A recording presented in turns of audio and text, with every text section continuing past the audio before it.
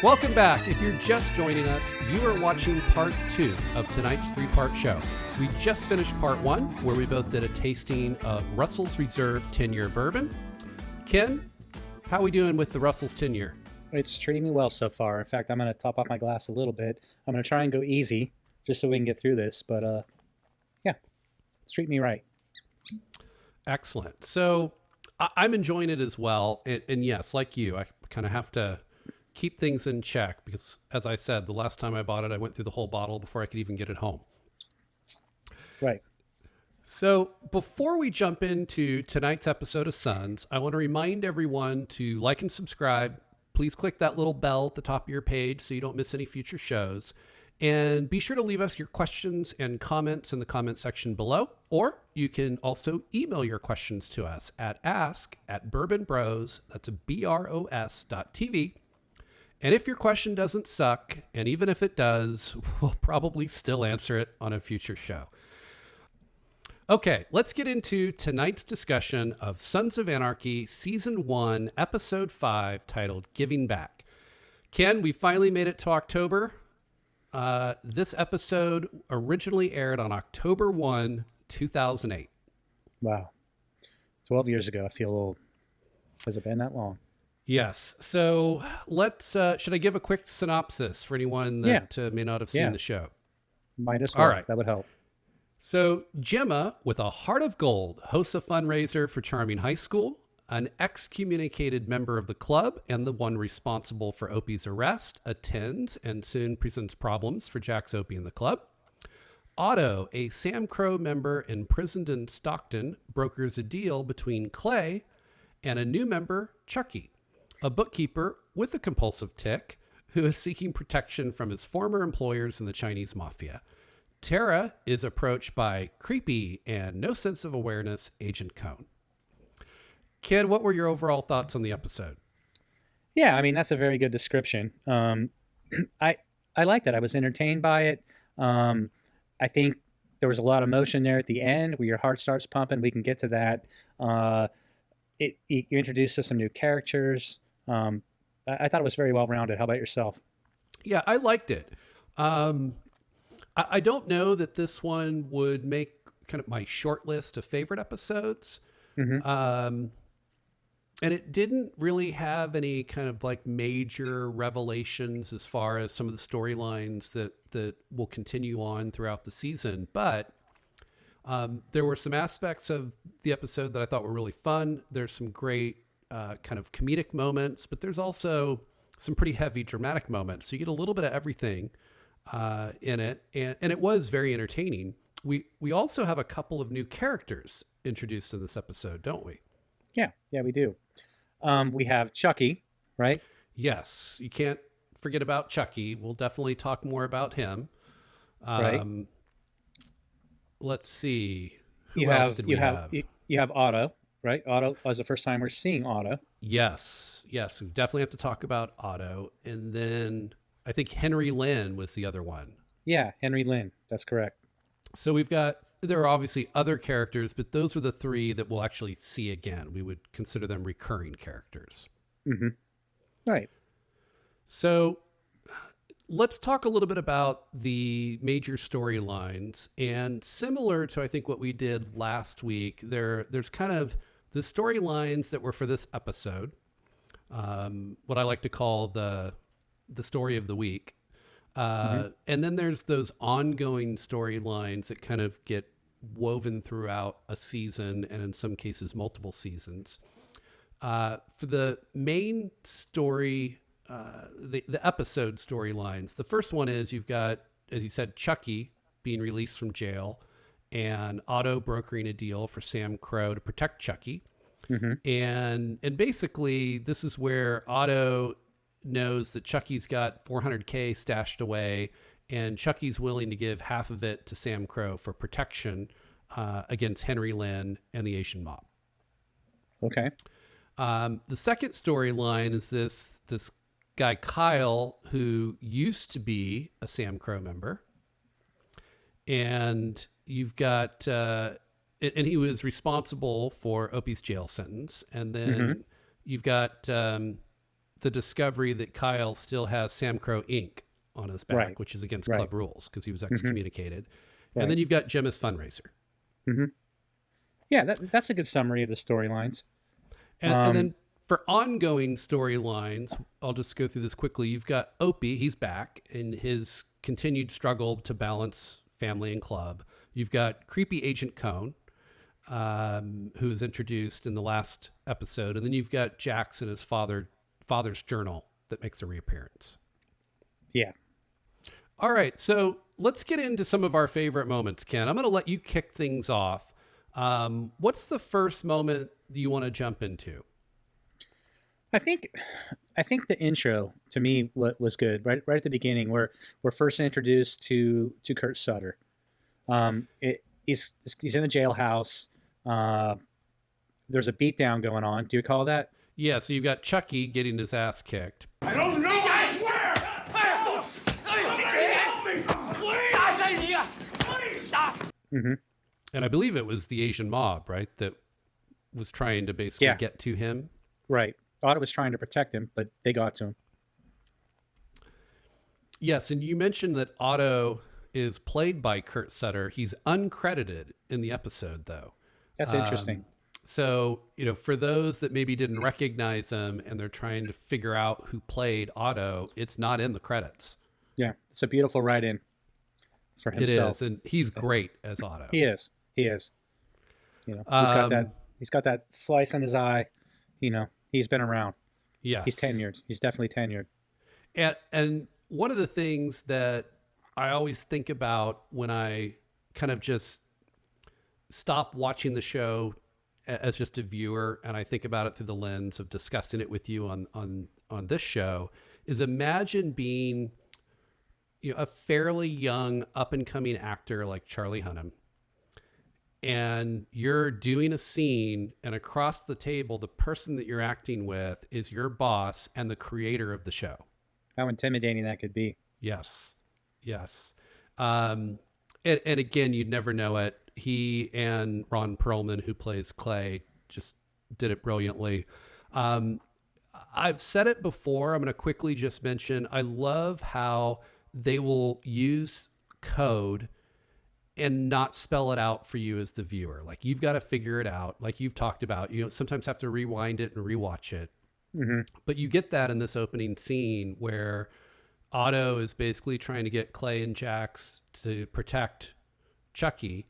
And they're obviously wanting to know what's in it for them. And do you remember what Otto says? Yeah, I remember he said, probably bake you 2 honey cakes. All right, let's show him around. Good. You make sure my gratitude goes to Luann. And again, never spelled out, never discussed, but understood. Otto is going to get half of the 200 grand for bringing this to him, right? So the club gets 100 grand and Otto gets 100 grand. And so, yes, he's basically saying, make sure my gratitude goes to Luann, meaning the money he's going to receive from this transaction, he wants to go to his wife. right. And all of that happens so quickly. If you're just not really paying attention, you have no idea what any of that means. Yeah, good writing. Now, Ken, you can't really blame Otto. He does technically give Clay and Jax a disclaimer about Chucky. Oh, listen, Chuck, he's got a couple of issues. It's a nervous tick kind of a thing. Ticks we can deal with. Yeah, no doubt.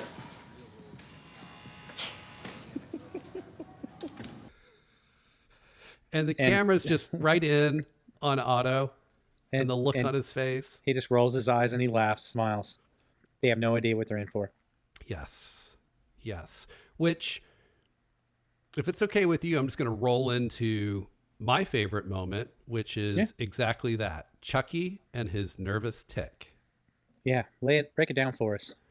So how did Chucky describe it? Well, when he was asked, he said he had CMD, which must be a technical term. Yes, It's been it's a made up for medical the show. term, Ken. It's a highly sophisticated medical term known as compulsive what is it? Masturbation disorder or something to that effect. Yeah, right. Yeah. Compulsive masturbation disorder. So it is exactly what it says. Without Chucky even realizing it, it doesn't matter where he's at or who's there. He'll just put his hand in his pants and start masturbating compulsively. I'm sorry. I have this condition. I'm not gonna wear it. Condition? CMD. Compulsive masturbation disorder. And this auto-characterized as a nervous tick. Yeah, nervous tick. There's a number of moments throughout the episode where this quote-unquote nervous tick comes into play. I think one of my favorites was when they first picked him up and he's sitting between Clay and Jax. And this is right after the dry cleaner showed up and Chucky was convinced that it was actually the Asian mob hit squad. Mm-hmm. So Sam Crow shows up. He's so relieved that he's not going to die. And he thanks Clay and Jax and then starts masturbating. You got no idea how much I appreciate you helping me out.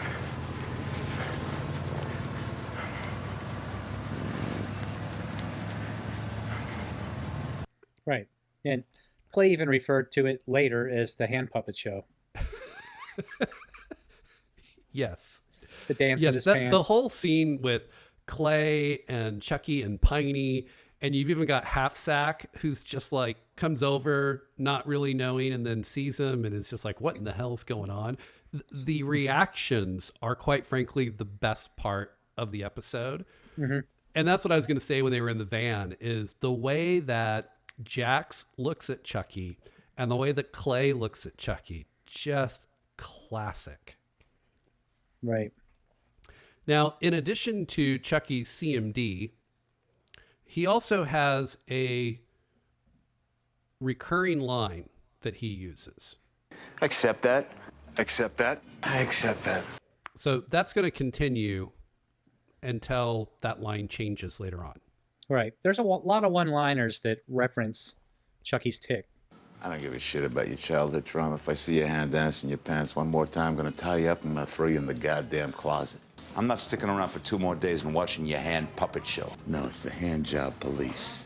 Masturbator, masturbator. Hey, jerky man! I love jerk off.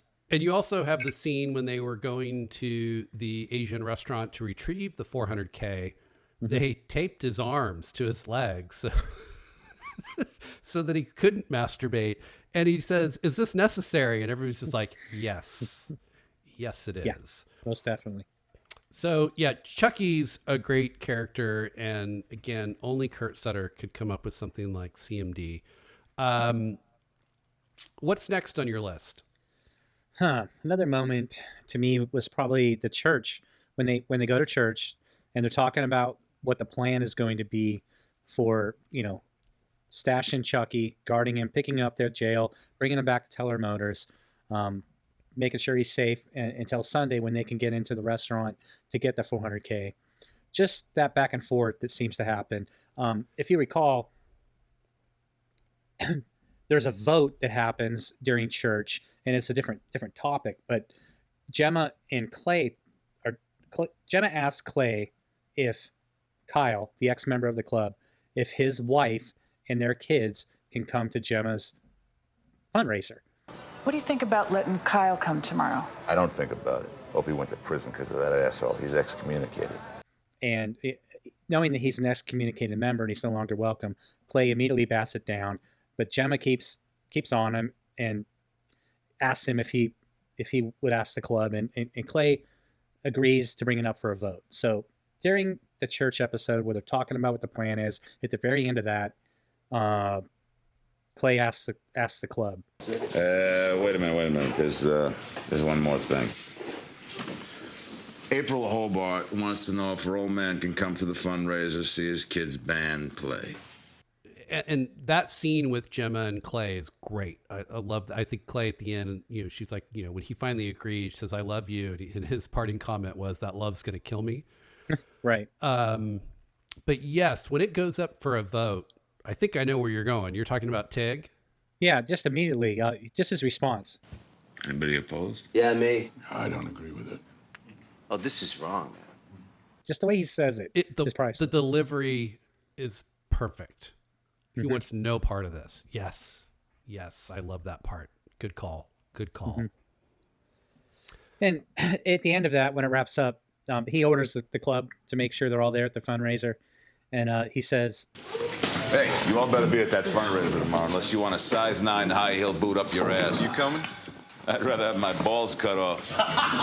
What? Too soon for that joke?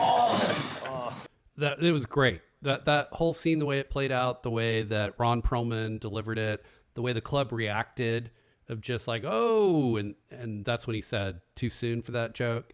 It was a great way to end that scene at church. right. So what about you? What's your next favorite moment? Well, as we talked about in the last episode, right, we really got kind of introduced into Agent Cone, and up until last episode, you really don't have a good feel for just how creepy he is. You and I have both seen the series before. We know exactly how creepy he is, and so we even said in the last show we're forevermore going to refer to him as creepy Agent Cone. So let's talk a little bit about creepy Agent Cone. Yeah. I know it's like nails on a chalkboard for you. So you've got he just shows up while Jax is in with his son and just stares at him creepily, right? It's like, why are you here? yeah. And what I loved about that is I think about like if you or I had walked up and looked through a window innocently and you see an outlaw biker in there, I'm like, time to go. We're not just going to stick around and stare. And that's kind of how I interpreted Jax's reaction to it, is this guy's just standing there and continuing to stare. And so, yeah, I love how he just walks out and, can I help you? And again, creepy Agent Cone, I think basically compliments his kid and then just turns around and walks away. Yep. He also confronts Tara for the first time, not in an aggressive way, just a creepy way.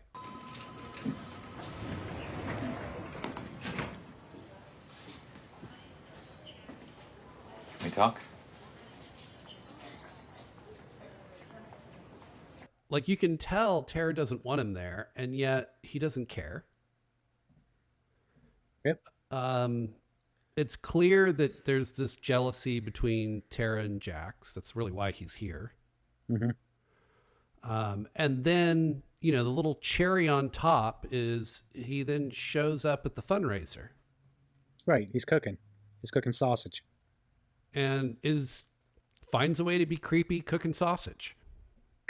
Yeah. I hate Agent Cone. Yeah, so do I. This is a strange character. All right, let's get to something a little more fun. Give me a moment that you enjoyed. Oh, the moment I enjoyed was when Opie got even. Oh, good pick. So they're at the fundraiser. Opie's there watching his family, trying to bond with his family, having a little bit of difficulties with his own family because he's been removed for 5 years in jail. So he's just trying to kind of engage with his children. Want to try the egg toss? We're not so good at catching.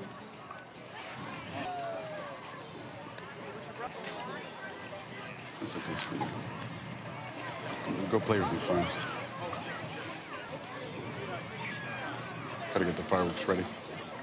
That's a little difficult, a little hard to watch. But as Jax and Opie are sitting there, watching the egg toss, Kyle, gives his wife a hug, and she kind of pulls his shirt up and shows the Sons of Anarchy tattoo on his back. And both Opie and Jax get pretty, riled up about it. They both stand up. And Opie said, hey, I got this. I want to deal with this one. Do you remember that? Mm-hmm. And he follows Kyle into the gymnasium there at the school, and takes his shirt off. He's like, we got to settle the score, and just gives him gives him an ass whooping. Yes, and real quickly, there's two things that I wanted to mention about that. One, I don't think we mentioned it in church, but it was Opie who was the one that convinced the club to let Kyle come. Let him come. You serious? This can't be about getting even. Not at the school. It's not about that. Guy's got nothing, right? No club, no family. Do me good to see that. Appreciate what I got. And so he's looking for this excommunicated member to come, and it's to make Opie feel better. And then what Opie discovers is Kyle seems to have a great life, which makes him feel even worse. Mm-hmm. And so when they see the tattoo, like, that was the excuse Opie needed. Right. And one of the things I loved, and again, subtle, but in that scene, he walks into the gymnasium and Kyle's in there with his teenage son, and Opie waits. He doesn't say anything. He doesn't show any anger. He doesn't want to cause a scene in front of his kid. He waits for his son, and Kyle knows, right? Kyle picks up on the cues. He knows what's coming. Mm-hmm. Tells the son, go ahead, I'll catch up with you. And then Opie closes the door so that he can do this in private and not do it in front of his kid. And then after you have that very kind of respectful side of Opie, you then see the confident side of Opie as he just very calmly takes off his coat, takes off his rings. Hey, I've been doing what Jack's asked. I stand clear of everyone. Think you and I need to settle a few things. Yeah, I guess we do. It was so well acted. Yeah, did a good job. So that was one of my favorite scenes there. Great scene. Great way to finish part 2, which that is going to do it for part 2. Please remember to like and subscribe. Please check out our channel for more shows, and be sure to join us for part 3, where we will continue enjoying some Russell's 10-Year Bourbon and wrap up our discussion of Sons of Anarchy Season 1, Episode 5, titled Giving Back. Stay with us.